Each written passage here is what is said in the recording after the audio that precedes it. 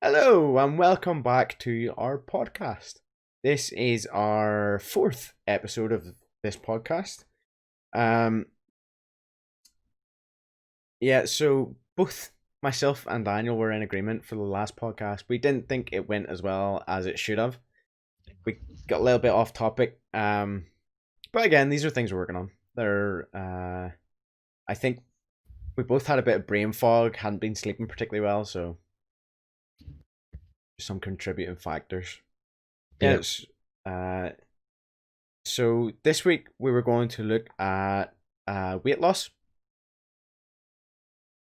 Uh, I wanted, particularly, I brought up the topic of looking at healthy versus unhealthy ways to lose weight because it's something that I think people aren't particularly aware of in society. I think a lot of people who are overweight want to lose weight, and the most education they get is from the ads they see on Facebook or Instagram or whatever, which are you, I don't know, 160 pounds? Well, in 6 weeks, you can be 100 pounds. Listening to the current government guidelines on diet, which I don't think is accurate or effective. Yeah. Yeah. Um. So that's what we're going to look at today. Dan, do you want to open up on that? Yeah. So even though the topic is weight loss, we're going to be a little bit more specific with it, and it's not about weight. I don't want people to think that weight is the issue, uh, because there's a lot of contributing factors to weight, like muscle gain and things like that. So it's mostly going to be on fat loss. And having a healthy body composition rather than worrying about weight itself. Because I've struggled with weight loss issues, but then I've also been training at the same time. So I've been building muscle, and then I would get obsessed with the numbers and the scale and wondering why I'm not changing much, but because I'm gaining muscle and stuff at the same time. So we're talking about body composition mainly in this for fat. Uh huh. Yeah. So perfect. Yeah. Um. Okay. So I was telling you about a thing before we started there, which is where I wanted to start it because it is actually a government recommended program, which is the DASH diet, Yeah. which stands for, well, I've got it written down. Let me. Dietary approaches to hypertension to stop hypertension. Approaches to hypertension. Yeah, that'd be a fun Yeah, one. wouldn't it? Yeah. So the the basic thing around the diet, it's kind of saying you should eat whatever, just don't be excessive, which is and isn't a good thing to say. It's a typical balanced diet approach. Well, you see, it says balanced diet, but some of the things that I've looked up on it say you should eat 6 meals a day. If you're eating Yeah. 6 meals a day, you're either eating your meals you're eating are far too small, or you're just eating too much. Yeah. 6 meals No, is too many. yeah. I don't even know what balanced diet means. People keep throwing it around there, and everyone seems to have a different opinion on what a balanced diet is. It's just never too much of something and never too little of another. But, Yeah, we don't know exactly what too much or too little of anything is, and the recommended uh, daily allowance or the recommended daily intake on things, they're all inaccurate as well. They were designed as a way to stave off certain deficiencies. So it's not an optimal amount for your body to have. It's just as long as you have this much, you won't get sick. But people are using that as the dietary guideline says I need to have this, so I need to have that, and that's it. yeah. So I'll give you a brief rundown of the Dash diet, which again is um recommended by the government. I think it's mostly recommended by the UK government, as far as I'm aware. Makes sense. So it's the dietary approach to stop hypertension. Dash diet is a lifelong approach to healthy eating that's designed to help or prevent high blood pressure. The Dash diet was developed to lower blood pressure without medication and research, sponsored by the National Institutes of Health. Right. So mostly with this, the first thing that comes up is sodium levels. It says you can consume up to 2,300 milligrams of sodium a day on a standard diet. There's very conflicting information about sodium out there. No, there's a whole thing about how the current guidelines towards salt, it's all a myth. Like I disagree with it. Like if the higher the amount of salt that you have, the more likely you are to increase hypertension, something to do about thickening your blood and blood viscosity and stuff like that. And the amount of salt that you would really need to have in order to thicken your blood would kill you. And as long as you drink water, your kidneys are very good at balancing out the fluid in your body. So you need salt, you need water to balance each other out. The less salt you have, the less osmotic pressure you're going to have in your body as well, and you need that to get fluids through, just transferring through the cells and things like that. And salt again is incredibly important for other signaling pathways in the body, for your brain and other things. So to me, it's just silly that anyone would recommend restricting it. Yeah, well, I've seen conflicting information. Like I've said many times, I'm not, super deep into looking at diets and this and that and the very specific effects of one thing on the body. Like I'm very much like most of the population, I kind of look at something, I'm like, oh, that's interesting, I'll look at it for a few hours and then I forget about it. I go back to it a month later maybe. So I don't know the deeper effects of sodium, but even from my very basic understanding, there's a lot of conflicting information about it. But the government says it as if it's settled science, which it's not. Yeah. I would say that they're wrong the majority of the time when it comes to nutrition science. Mm-hmm. And the thing about salt as well, it's if something is too salty, like your body regulates itself pretty well, and if you're finding something too salty, it's probably too much salt for you to handle. So you just eat less salt. If it's not salty enough, you put more salt on. Yeah. Just do it by how you feel. Because every body is different and every person is different. So you need to play around with it yourself. There's no one recommended guideline that'll fit every single person. Yeah. So I mean, for a start, for a government recommended diet that's supposed to help people who need it, that's kind of a conflicting argument right there. So the next thing that comes up is 6 to 8 servings of grains a day.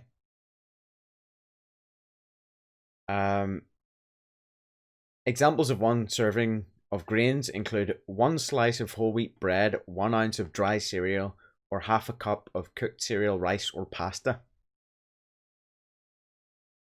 Half a cup of cooked cereal, rice, or pasta, and you're supposed to eat, they're recommending 6 to 8 servings a day. That seems like quite a lot of cereal, rice, or pasta to me. It's just a serving. Sorry? Does it even how much is a serving? Does it even specify? Half a cup.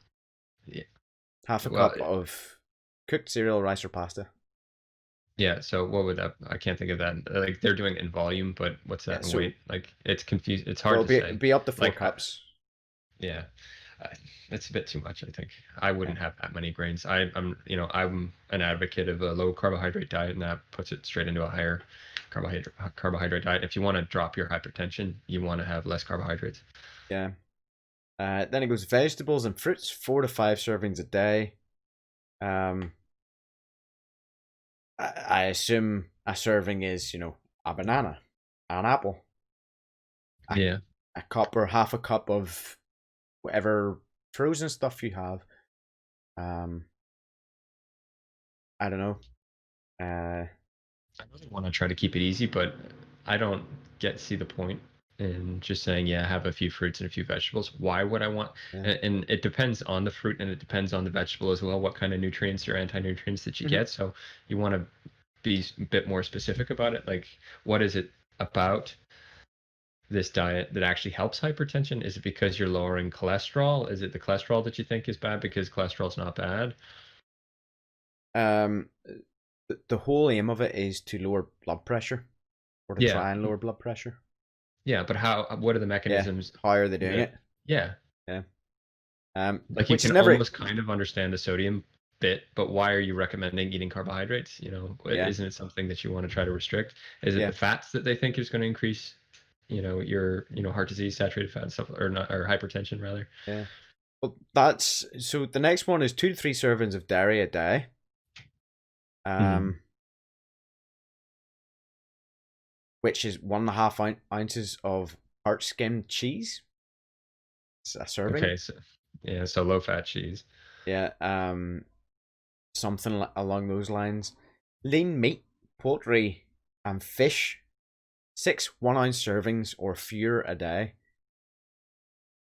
Yeah, so limit your meat intake. Make sure you And don't have an awful lot of fat. Increase your carbohydrates. yeah, specifically says lean. Hmm. Um, Yeah, so drop your fats, drop your proteins. Make sure you eat plenty of carb sources with a lot of empty calories, and because but that's what all the grains are. that's probably why they're recommending 4 to 6 meals a day, because you're such a high carb diet. It's going to burn so fast. You're going to be hungry all the time. Yeah. Uh, Nuts, seeds, and legumes. I had to ask you if that was how you said that before. Yeah, legumes. Yeah, so things like It's an lentils odd and word. yeah, it refers to beans and things. Yeah. 4 to 5 servings a week. Hmm. So that would be with your dinner 5 days a week. Beans Yeah, or whatever. I would. You'd be lucky to get me to have one serving a week. Fats and oils, 2 to 3 servings a day. Yeah. So, what kind of fats though? Does it say? Um, Fats help your body to absorb essential vitamins to help your body's immune system. Too much fat increases your risk of heart disease, diabetes, and obesity. No. Well, it depends on the Fats, fat. If you're going for the shitty oils, then yeah, diabetes. it can. It just messes up your Um, pancreas. yeah. Uh, If you I damage your was pancreas, the I pancreas is what was creates the insulin. So if you damage your pancreas, yeah. you can have some issues. I was kind of more on the impression that the cause of obesity is more a massive overconsumption of sugar, or whenever you're on like a high fat diet and then consume quite an amount of sugar, because your body has basically not gotten, how would you put it, lost its tolerance to sugar. But it's yes and no a little bit. I think there are a lot of. This is kind of what I want to get into a little bit later, Mm-hmm. about what or how the causes of weight gain. Yeah. Um, but there are a lot of different factors into it. Or what was it again? You were saying about sugar. If you have crappy sugars, or, well, if you have sugar in general in combination with crappy fats, Mm-hmm. you end up creating a lot of health issues. So with the likes of cholesterol, so people keep talking about good cholesterol, bad cholesterol. You have your HDL and your LDL, so your low density lipoprotein, your high density lipoprotein. So your HDL cholesterol is apparently your bad one. Mm-hmm. And it's only bad because what they say, it fills your or clogs your arteries and stuff like that. It lines your arteries, but that's not actually what happens. So there are a couple categories of HDL cholesterol. Mm-hmm. I can't remember what the actual classification between the two types are. I'll have to look it up again later. But what happens essentially, if you have the first type, you're fine. You're at no risk of any kind of heart disease because the actual molecule itself isn't big enough to fit between the cell lining. So if you ever see anybody with heart disease, what happens is these HDL cholesterols manage to get so dense and small that they go between the cell lining and then sort of like bundle up and or bunch up underneath the cell line. Mm-hmm. And then eventually you'll get a tear in that, and that's what causes the platelets to come in and then sort of seal the whole area off and creates a clog. So for the HDL to become damaged and oxidized, it oxidizes quicker when it's in the presence of sugar. So if you have a lot of sugar going through your blood, it'll bind to the HDL, and that causes it to oxidize faster. But then if you have the polyunsaturated damaged oils, they'll bind to it as well, and that'll cause it to become more dense. So when it becomes more dense, it becomes smaller, and then that's how it fits in Mm-hmm. between the cells. Okay. Yeah. But it doesn't really happen. You don't get that issue if you're eating good quality fats that your body can properly absorb, Yeah. and if your blood sugar levels aren't constantly elevated. Yeah. Yeah, so if you have a lot of HDL and a lot of LDL, that's absolutely fine. Hmm. If you have high triglycerides, that's an indicator that you're going to have more of that type 2 HDL, which puts you at greater risk of heart disease. That's a lot of information for my tiny brain to absorb. Sorry. Okay, so that's, I mean, that ties into the whole topic of um weight gain and weight loss, I guess. Yeah. Um, Yeah, because if you have a but terrible from a diet, more health perspective. yeah, Yeah. if you have a terrible diet, and you have constantly elevated blood sugar levels, if you're eating all these terrible oils, you're more than likely you're going to be overweight. Yeah. Um, so the Like the next, associated risk of body fat is you are more likely to get hypertension, you're more, high blood pressure, you're more likely to get type 2 diabetes, you're more likely to get heart disease and strokes. yeah. You increase your risk of cancer. Mhm. You are likely to develop sleep apnea at some stage. Osteoporosis becomes more of a possibility. Fatty liver disease, unfortunately, kidney disease, things like that. So there's a lot of stuff associated with being overweight Yeah. and why you wouldn't want to be overweight. Well, I mean, the majority of health issues that the majority of the population have are associated with being overweight or crap diets. Yeah, There's plenty and of then the people out government there who throws in these aren't. guidelines and they don't seem to be helping because all of these things are on the rise. Yeah. So whatever they're doing isn't working. So all the recommendations that are being made, like with this DASH diet, that just doesn't work. So with the DASH diet, which ties in again to talking about sugars, the next thing is sweets. 5 servings or fewer per week. So it's basically saying, hey, you can eat sweets. You can eat 5 servings or less. Half a cup of sorbet. Sorry, I read it as sherbet, and Sure. then I tried to correct it, and I was like, no, that's not right. Yeah. 1 cup of lemonade. 1 tablespoon of sugar. You know. One tablespoon of sugar is a serving. Yeah, but I'm pretty sure there's more than 1 tablespoon of sugar in 1 cup of lemonade. Yeah. So artificial sweeteners such as aspartame. Yeah, I don't like that stuff. I have a whole bit that we're going to get into later as well about Yeah. liver function. And then it goes on to say alcohol and caffeine. Drinking too much alcohol can increase blood pressure. The dietary guidelines for Americans recommends that men limit alcohol to no more than 2 drinks a day and women to 1 drink or less. Caffeine, the influence of caffeine on blood pressure remains unclear. So if it's unclear, is there really a reason to put it in there? That's this amount of caffeine because it raises your heart rate, so I imagine it would increase your blood pressure. That was my thought, but I mean, the first line is the influence of caffeine on blood pressure remains unclear. So if they have nothing to back it up, then why would it be a government guideline to cut back? Unless Just want people to feel safe with caffeine because everyone's addicted to coffee. I guess so.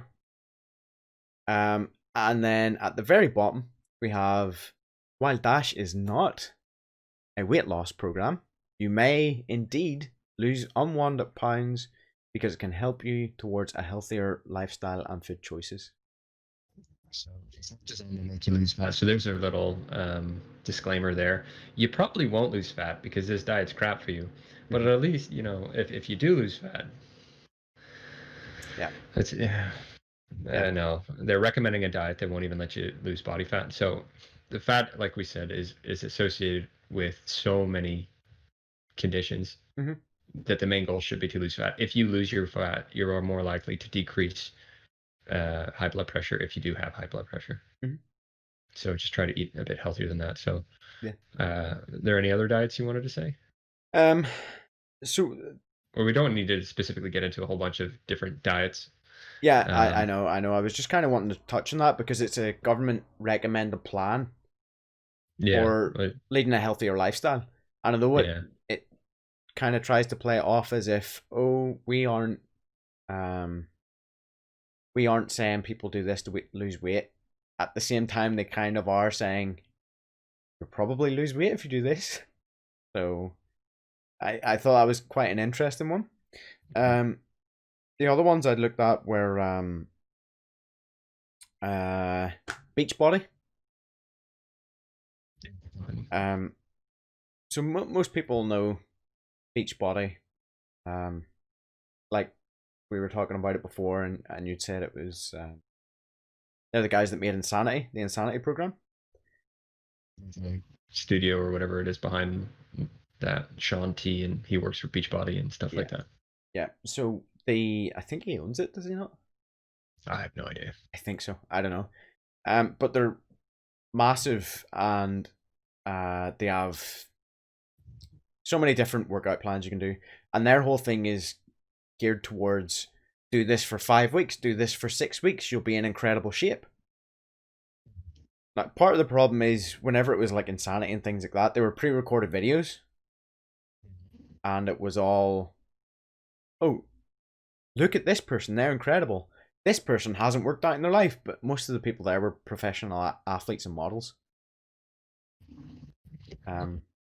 My issue, I don't have too much of an issue with their workout programs, because exercise is exercise as far as I'm concerned. You know, whatever clever marketing they want to do to make you think that you're going to lose X amount of body fat in whatever amount of time, I don't really care, because it's diet that mostly deals with that. At least they're moving.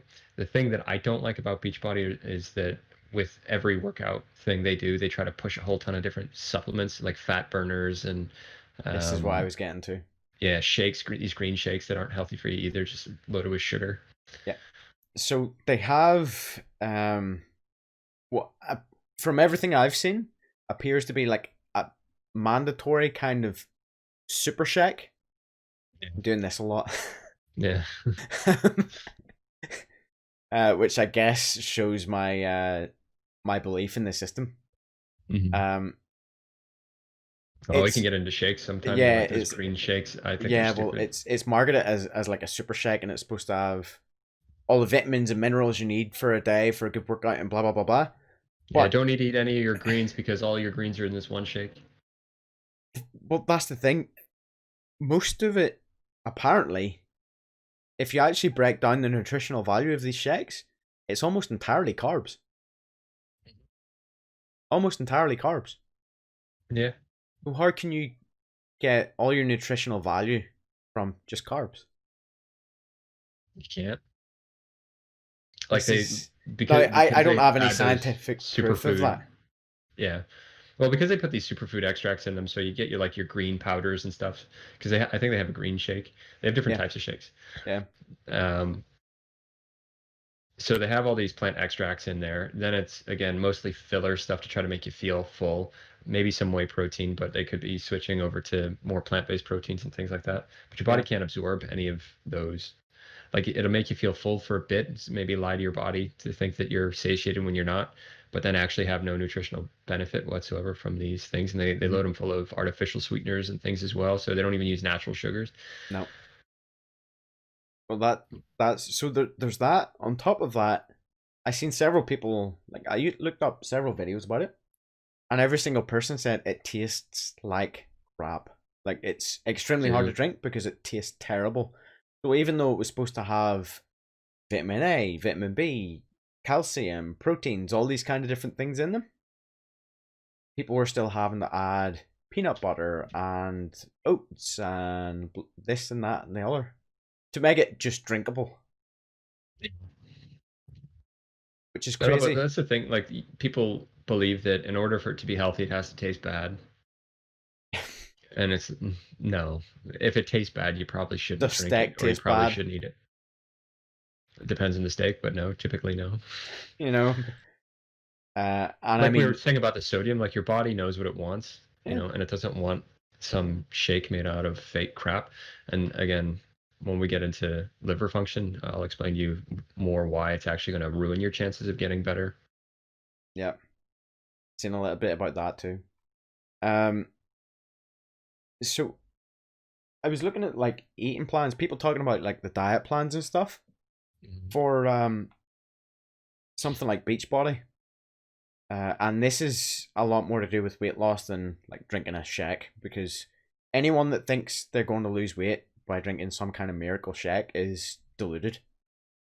You clearly are extremely uninformed if you think by drinking a fat buster milkshake that's chocolate flavored you're going to lose weight. Yeah, that's the other thing that I love, that they try to market all these things and it's just chocolate. It's all Like, chocolate. yeah, Yeah, yeah. You want to lose weight? Eat this fat busting chocolate bar. yeah, Okay, Terry Crews. Terry Crews Mhm. wouldn't endorse that. No. I don't think. I wouldn't like to think so. I watched a film with him in it yesterday, so it's kind of he's in my head. It was a cartoon as well.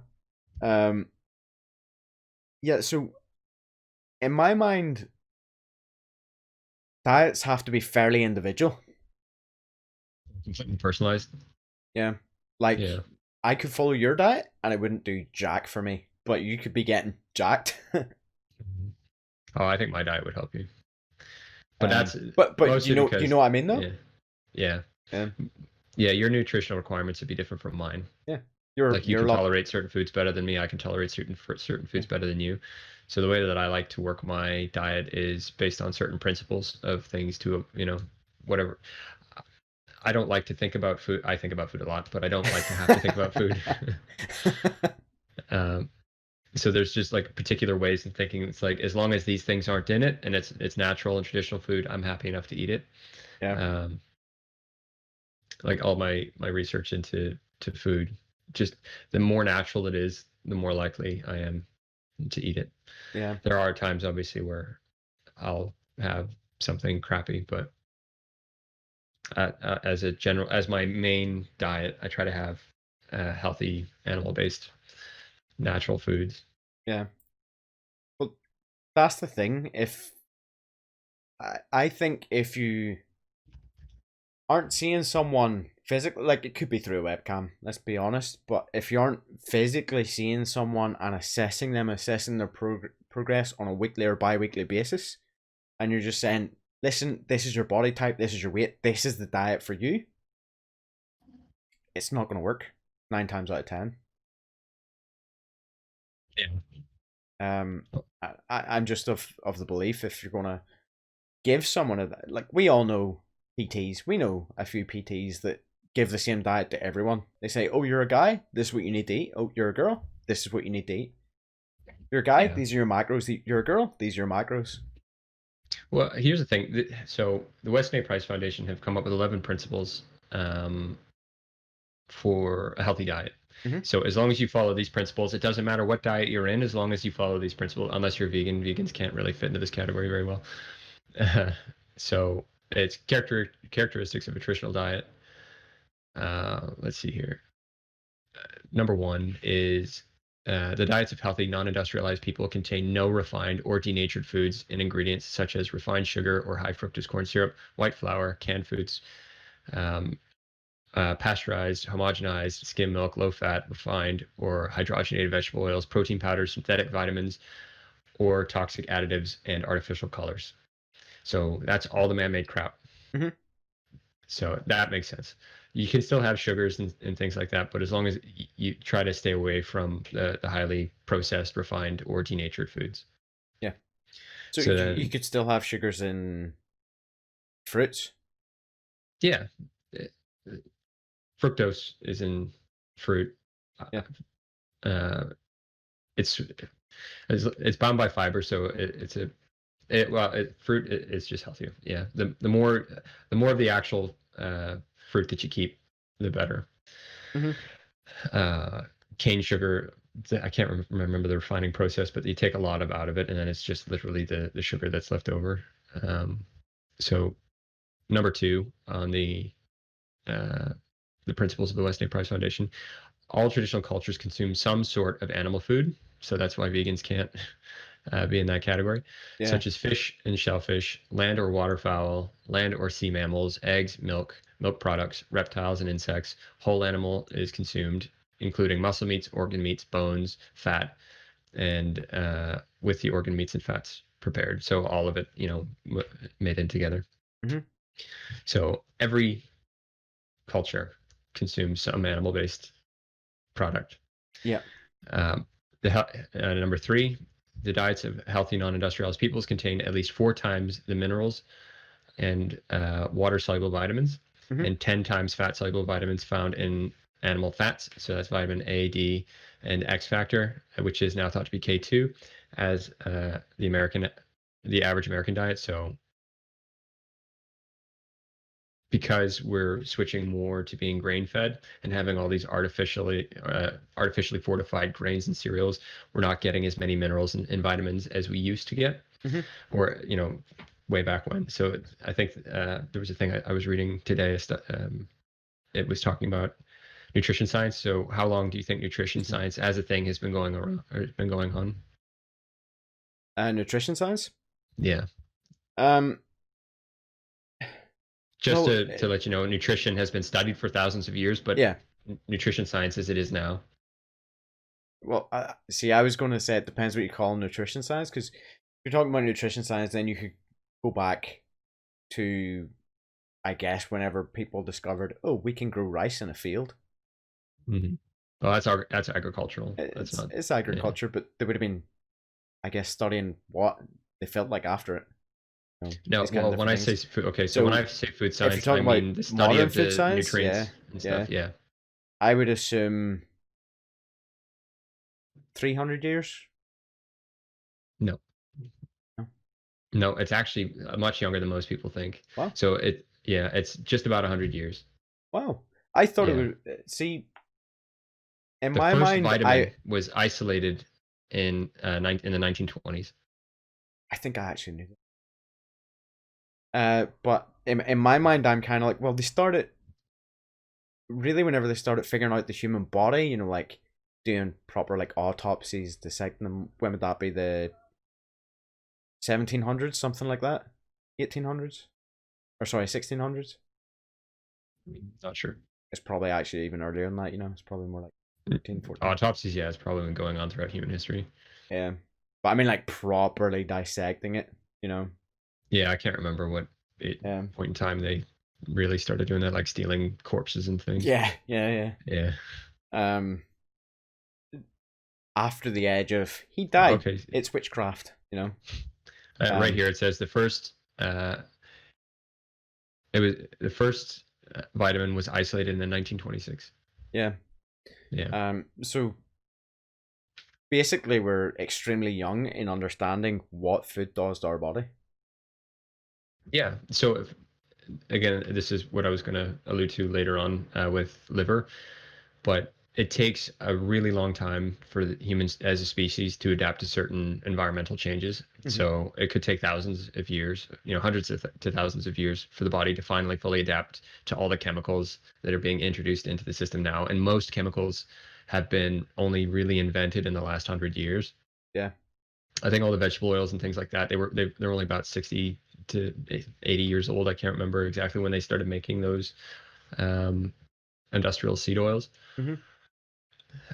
But because the liver hasn't adapted to these new compounds and chemicals, the only way that it can deal with that. So if your liver can't metabolize a certain compound or chemical, and if it can't break it down into safer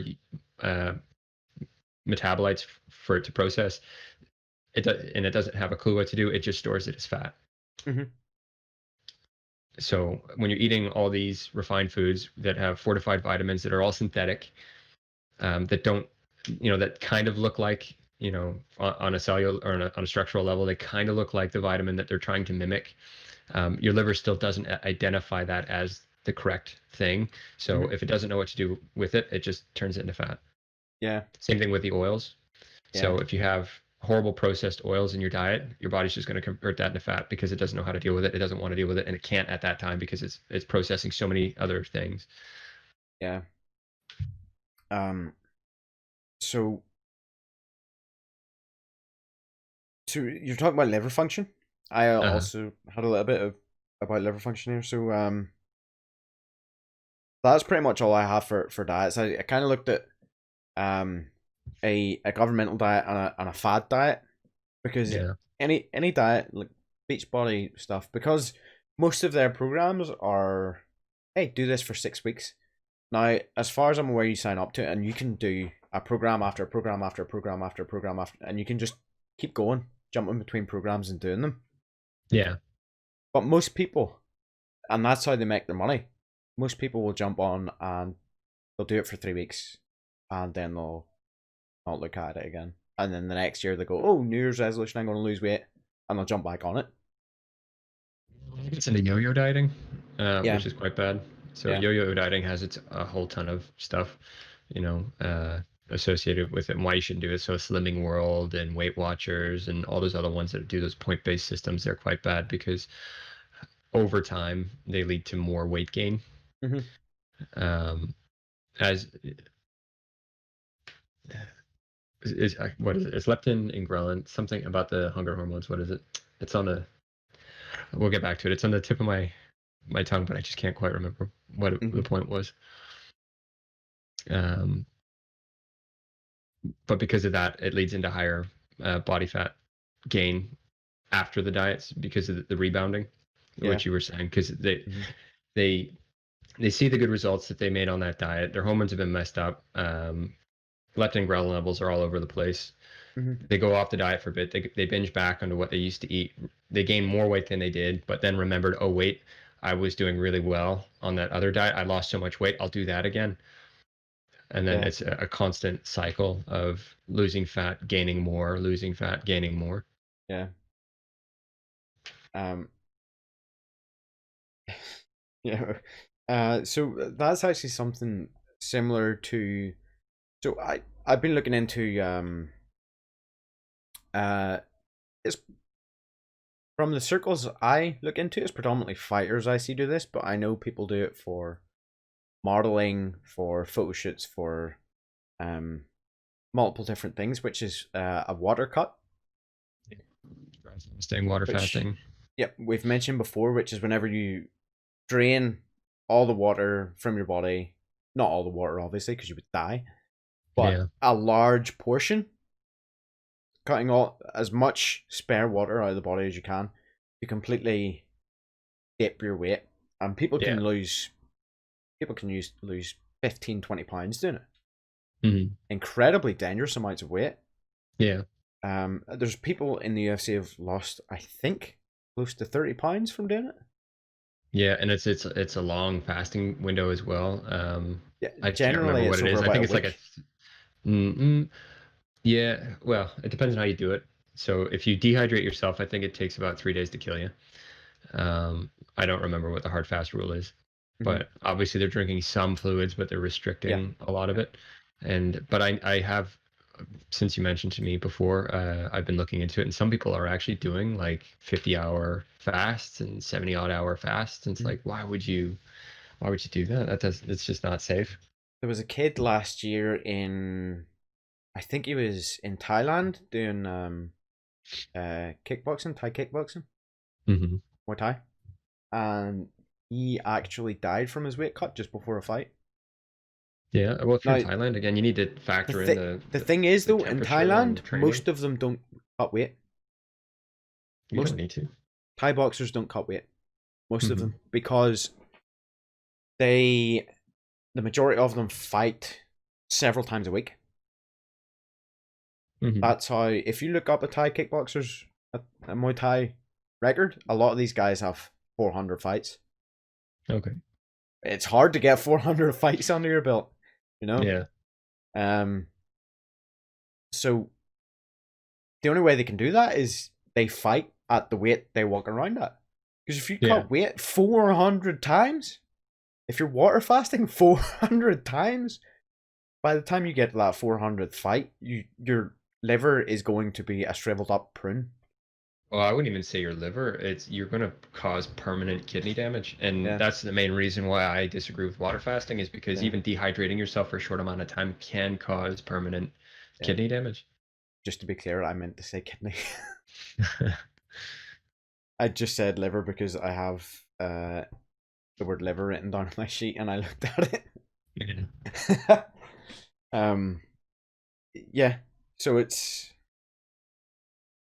I mean, water fasting. If you need to lose weight for a competition or whatever, it's an incredibly beneficial tool, but it's probably the least healthy way of losing weight.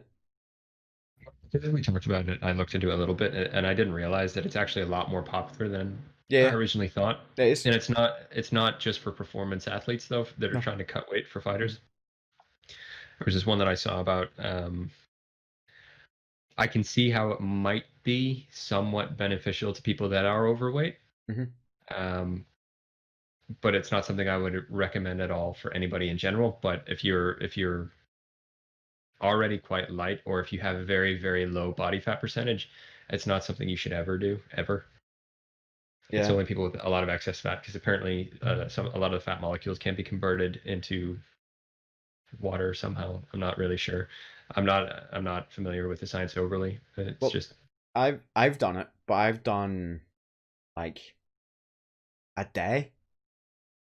yeah. Well, I try Not not not to even drink a too day. much Like water. Yeah.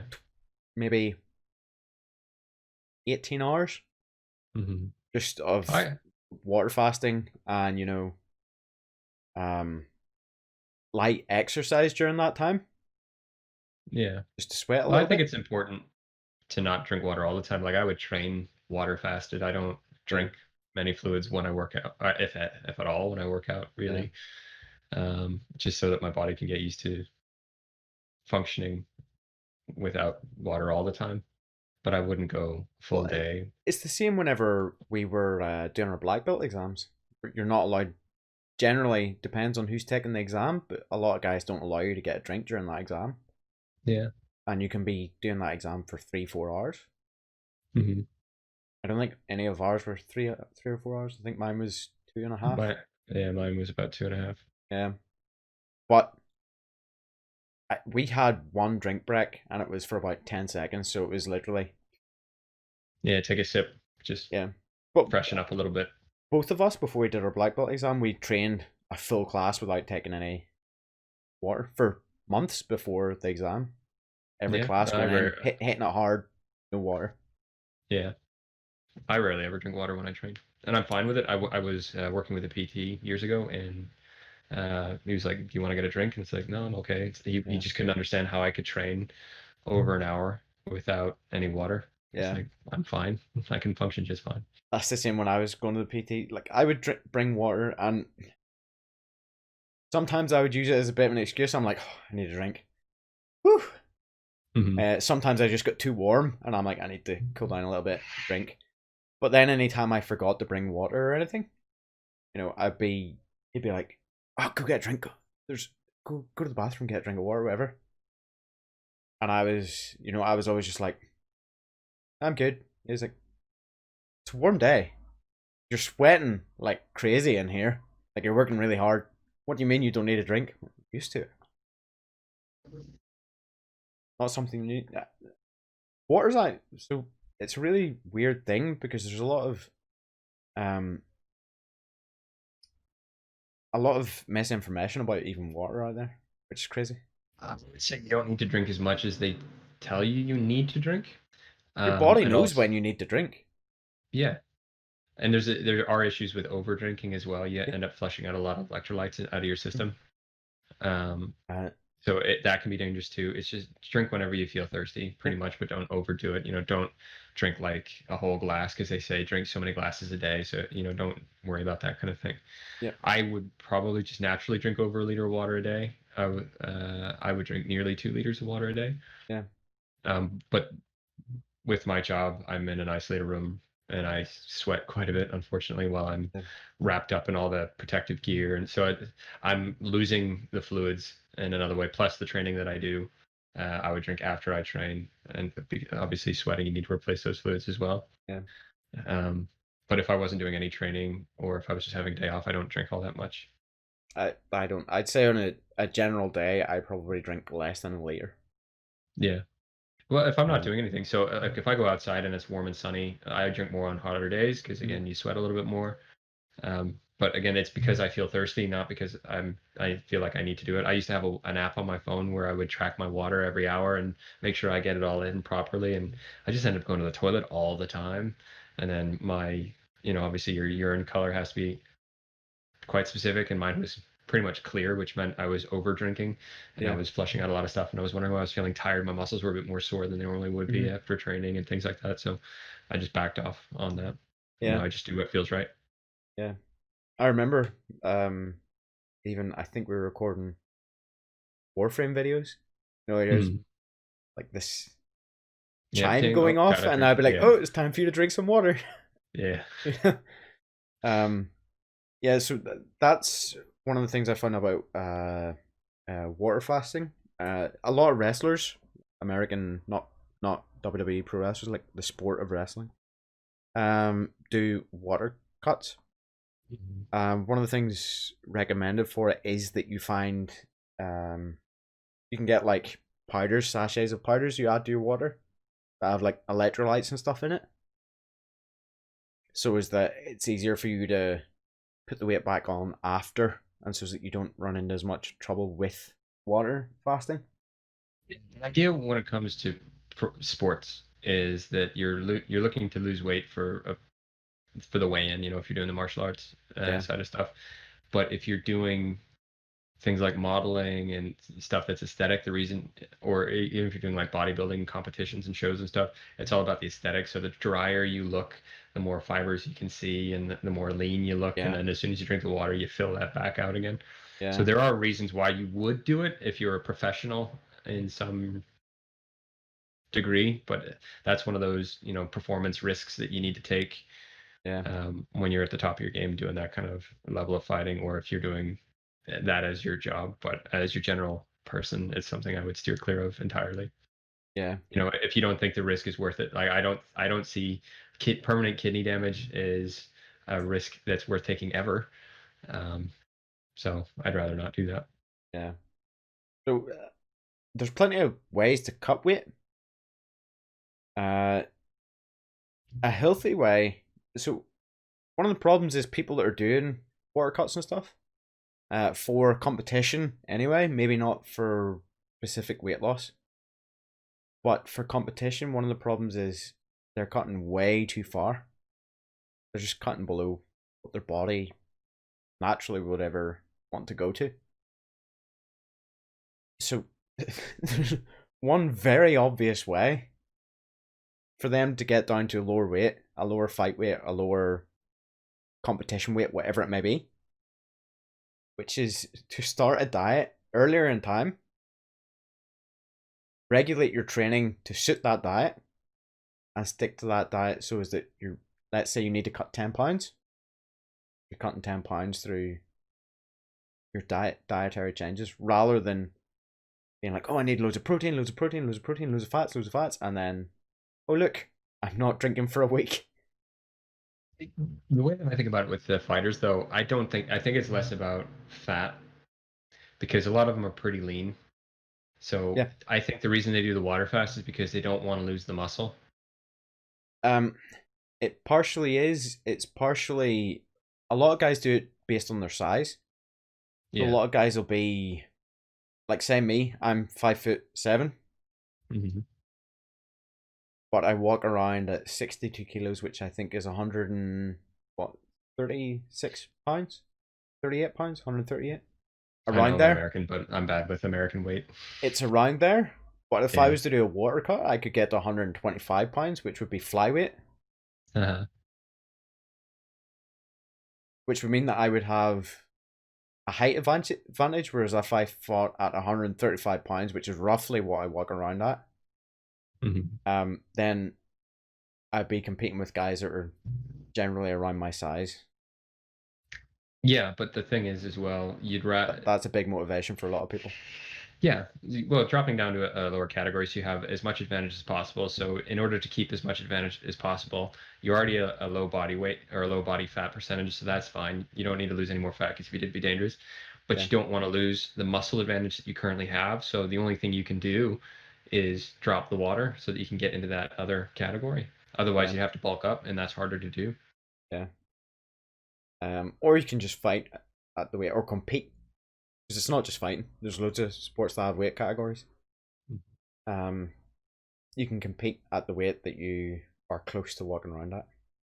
Yeah, which would be the most sensible thing. But people take any advantage that they can, Yeah, and true. that's why they're elite level athletes. You know, I couldn't perform at the same level that they do because the kind of decisions that you need to make for your own health.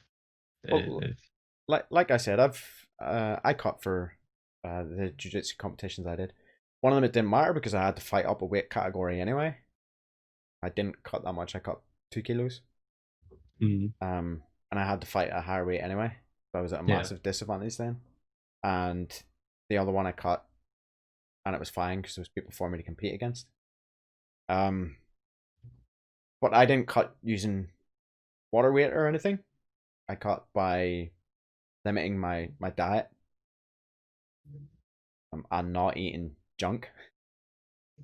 Was you again losing body weight because you had some body weight to lose or body Yeah, fat? I keep saying weight, body fat. body fat. Yeah, Yeah. So if I were to do any cuts, because I do have some excess body fat that I would like to get rid of, I would just focus on that and get rid of that rather yeah, than focusing on the water weight.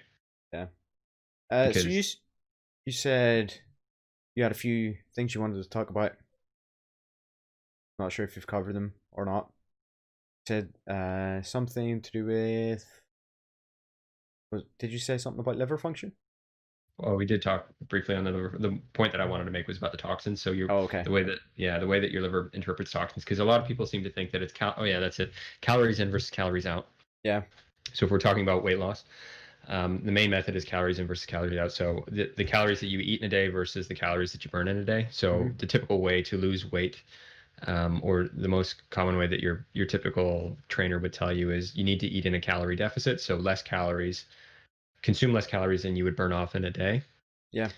Um, so that your body's constantly having to metabolize the fat to make up for those extra calories so you can lose weight over time. So say the average, it's dependent on your BMI, but for your average man, it's 200 or 2000 calories a day if you're sedentary, I think. So if you don't do anything, to maintain the weight that you currently are. So if you drop that down by say 500 calories, you're going to lose weight pretty rapidly.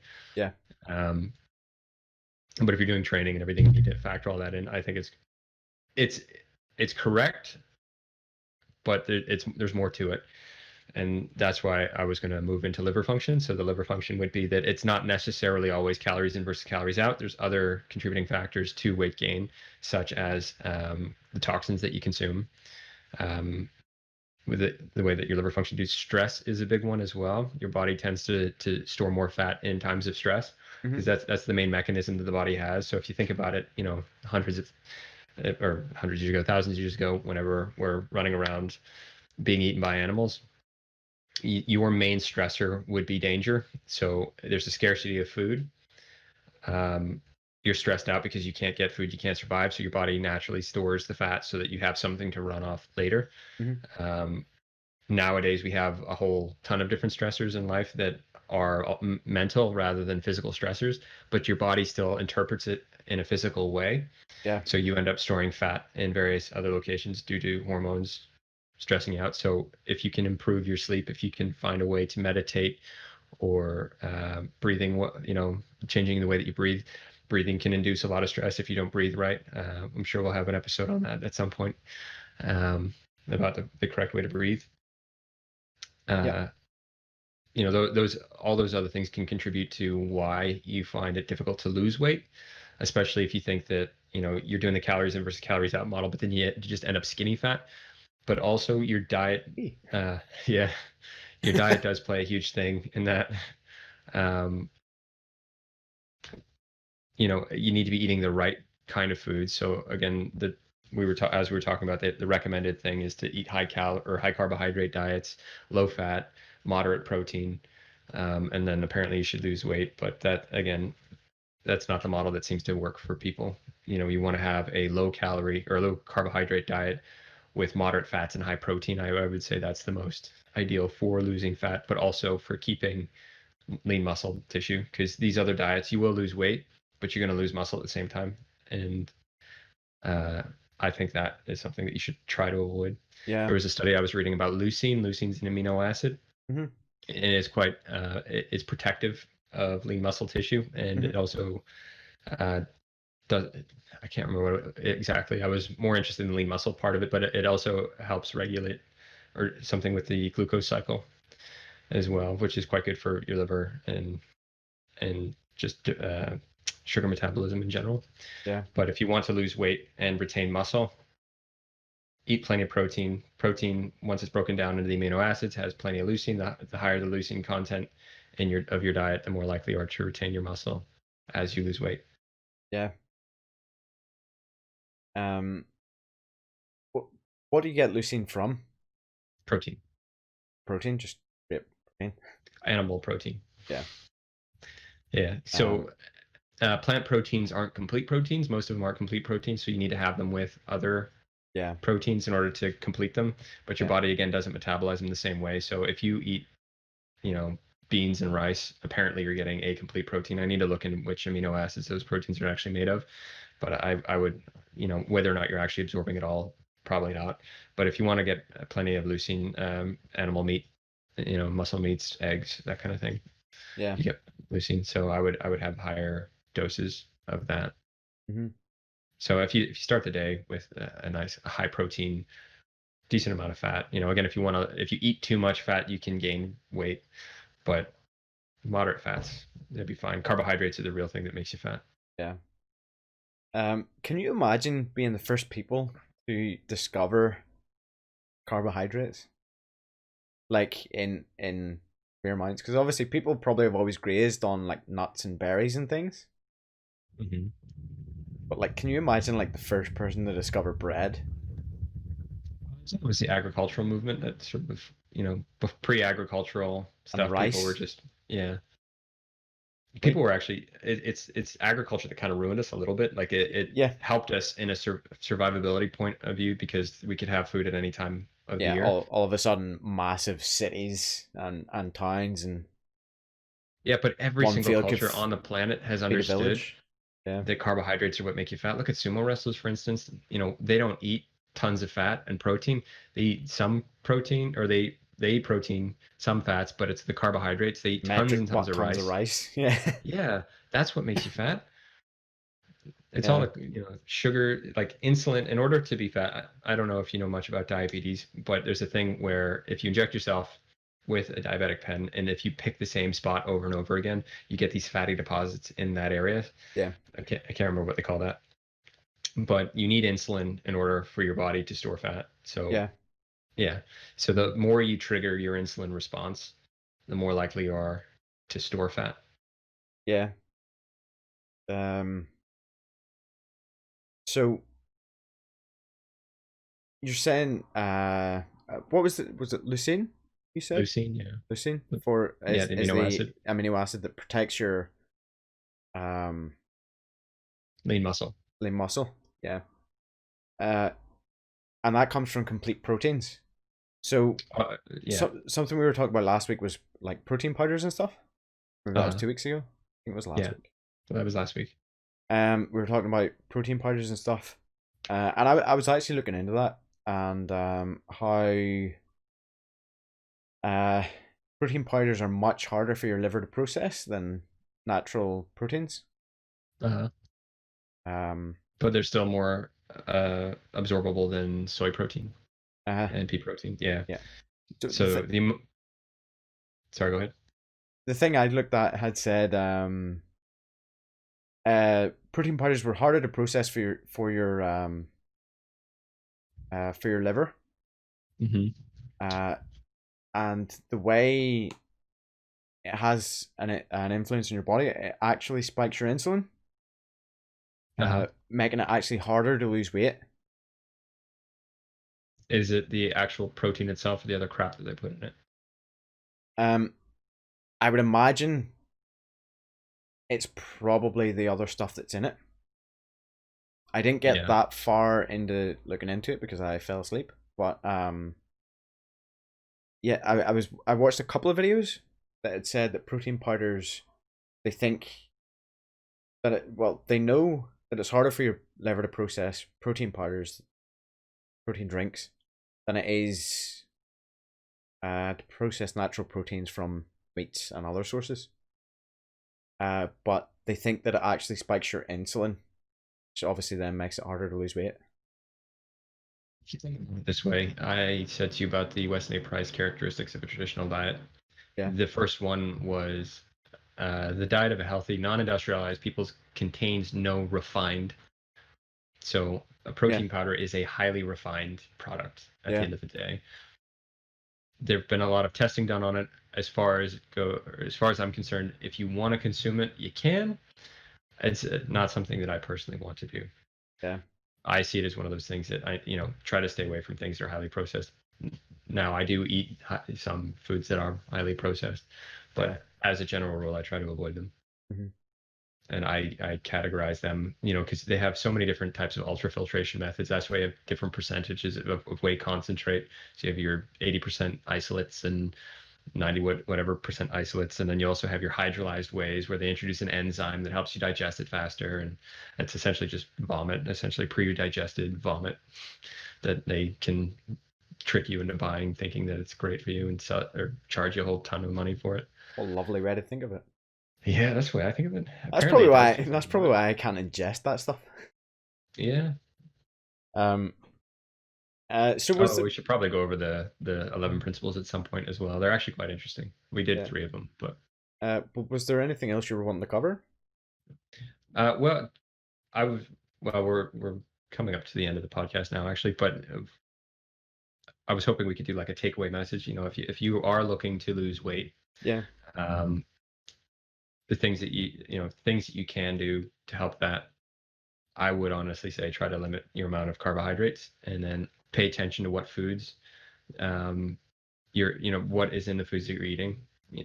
I'm a firm believer of learn how to cook. If you can learn how to cook, you know exactly what's in your own food. It's not processed. Teach a man to fish. Exactly that kind of thing. So the main reason I learned how to cook was because I wanted to be healthier.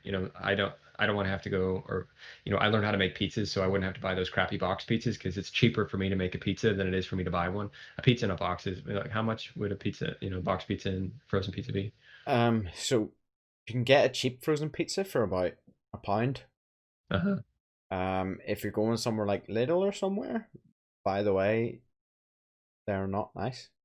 Yeah. Some of them are nice. The ones if you're going for one that's okay. So for judgment's sake, the frozen pizza in the Co-op, it's $1.10 or something. It's a nice enough pizza. It's okay. It's a bit cardboardy. You go to Lidl, you can get like 3 for $1.50, I think. Mm-hmm. And they taste terrible. Yeah, they really do. So the pizzas that I make would be a little bit more than £1. Yeah. But it's comparable. Yeah. So the flour, I buy flour. It's like £2 for a thing of flour. I can make out of one batch or one bag of flour. I could probably make about 12 pizzas. Okay. So that's £2 for the bag of flour. I can make maybe a bit more than 12 pizzas out of that. But then so that's quite cheap if you think about it just from the flour perspective. I make my own sourdough starter, so I don't need any yeast. Salt is quite cheap. The expensive parts would be the toppings that I put on it. So if you have a passata or you make your own passata, it's just tomato paste or not tomato paste, just crushed tomatoes. You heat that up a little bit with some garlic or whatever. Spread that on your pizza. That's quite cheap. And then you'd have your cheeses, which are a bit more expensive, but again, you're not using the entire block, so that files down the cost. And then whatever meats that I like to eat, I chop them up and put it on top. So that again increases the price a little bit, but it's still really cheap for all those pizzas that you want to make. I made them myself. I know that they're better for me than buying it out of a box. Yeah. Which you used to live off. Yeah, microwavable Chicago town. Yeah.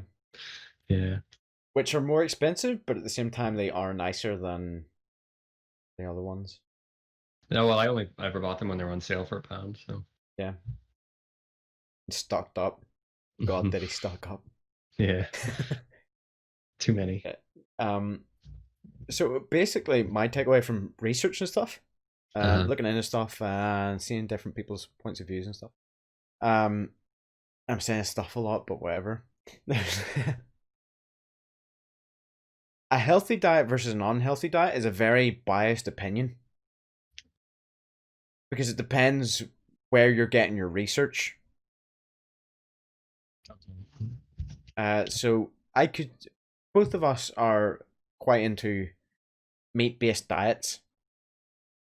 High meat, fairly moderate to high fat diets, low carb, right? Mhm.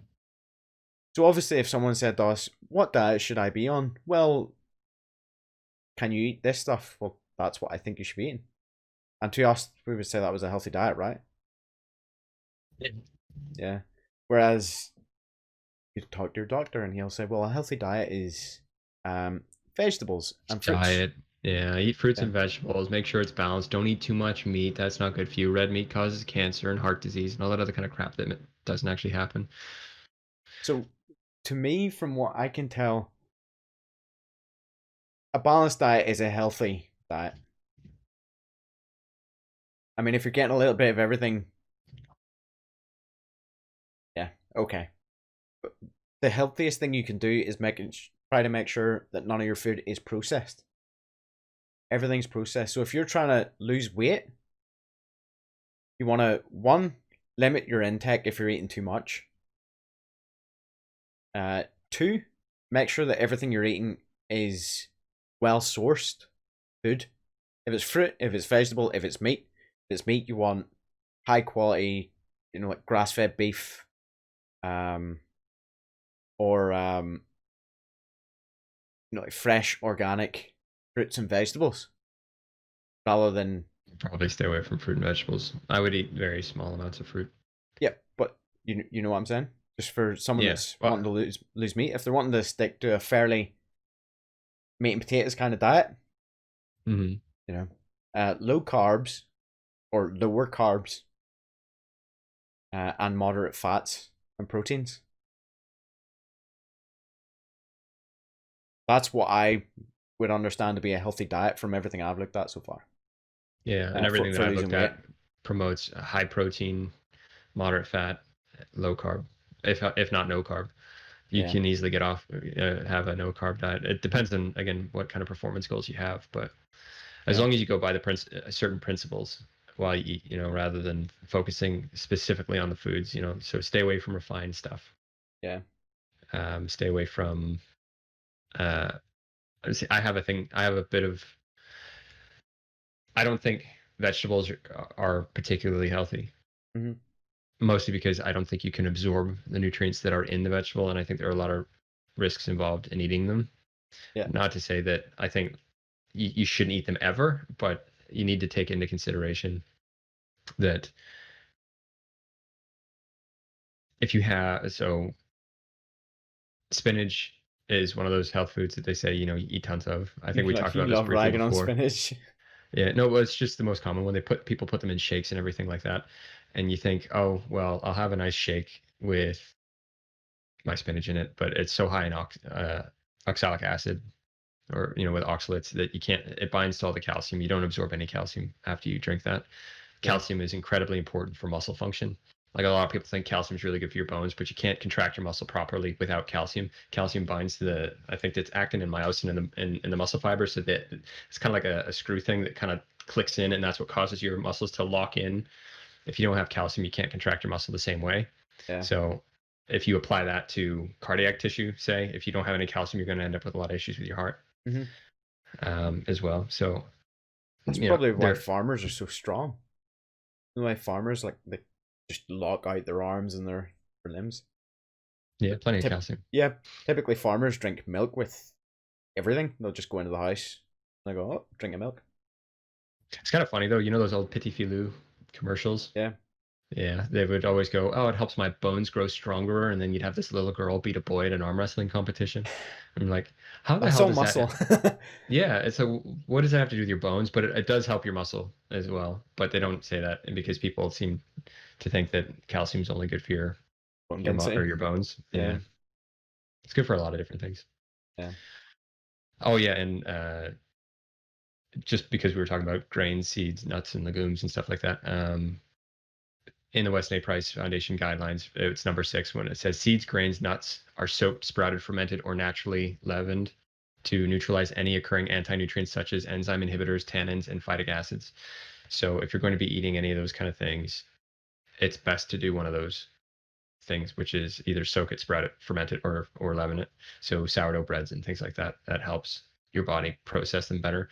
Most people don't do that. So, they tell you that almonds are really good for your health. They're high in protein, high in fat. They're quite nice. Peanut butter, same thing, but they're not prepared properly. You actually need to soak them for a long period of time before you eat them in order to negate a lot of the anti-nutrients that are in there. What I'm hearing fermentation being the best way. What I'm hearing here is alcohol is extremely healthy. It's processed, though. It's highly refined. It depends on which one you're getting. Vodka? Like the distillation process, that's distilled, so that's even more refined, and it's one of the most severe refining things. It's not bad for you, though. Well, I say fermented it's not bad potatoes? Yeah, it's fermented, but then it's distilled, so it's the distillation process that kind of makes it a bit worse. Yeah. But alcohol, in general, it's the compound that it makes. I mean, I wouldn't. Most spirits don't actually have that much in them. Now, if you talk about whiskey's quite high in sugars. Yeah. But likes of vodka, there's as well. next to nothing. No, you just need to worry the fact that it's an alcohol, so it'll wreck your liver. It's a toxin by itself. Yeah. Wreck your liver if you don't, I don't know, fall off a cliff or something while you're drinking. Happened to many people. Many people. Well, anyway, in the leg, hit by a car. Last show. Well, it was a very roundabout way of talking about fat, because I think we sort of jumped on different topics, and then there wasn't any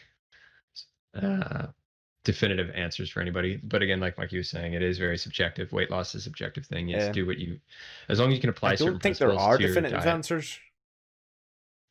I don't think there are definitive answers to what is a healthy and what is an unhealthy diet, unless you're... Oh, I think there's plenty of answers for what is an unhealthy diet. Well, yeah, that's what I was about to say. Unless you're going to say, well, you eat takeaway every day, that's an unhealthy diet. Yeah. And just to clarify as well, if anything ends up with the title of a diet, you can tell it works. It will get you to lose fat. Any diet that's called a diet will get you to lose fat if you follow it properly. Whether or not that's the healthy way to do it is another question. I would argue that most other diets, especially those fat diets and things that people try to get you on, are unhealthy, and they will not get you feeling the way that you want to feel. Yeah. Because So, a lot of people don't just want to lose weight. They want to feel good. They want to feel healthy. It's not just about, oh, I'm overweight, I have to lose weight. For a lot of people, it's, I don't care that I'm overweight, but I want to feel good. Yeah, I'm tired that I can't walk up and down the stairs. I'm tired that I can't breathe properly. My sleep is all messed up, and I don't know why. My stress levels are through the roof. I can't figure out why. Just that every time I eat something, I get bloated and I feel weird, and I'm getting all these autoimmune issues. And if I were to recommend any kind of diet, I would say look into carnivore and look into Weston A. Price, and the GAPS diet, actually, if you're having a lot of autoimmune issues. But we might have a chat about that, I'm thinking. Maybe next time, actually. Well, Mike and I are going to talk about the next topic. Autoimmune is one that's on my mind at the minute. Yeah. Okay, so I think that about wraps up for today. Yeah, went a bit over time, but... What, were 10 minutes over? 15 minutes. Okay. Yeah. Well, that's us for today. Hope this one was a bit better. I think we're both less brain foggy than last time, because we're both kind of, scattered last time. But that'll do us for today. Thanks for watching. We hope to see you in the next one. Yeah, thank you, and Peace. bye.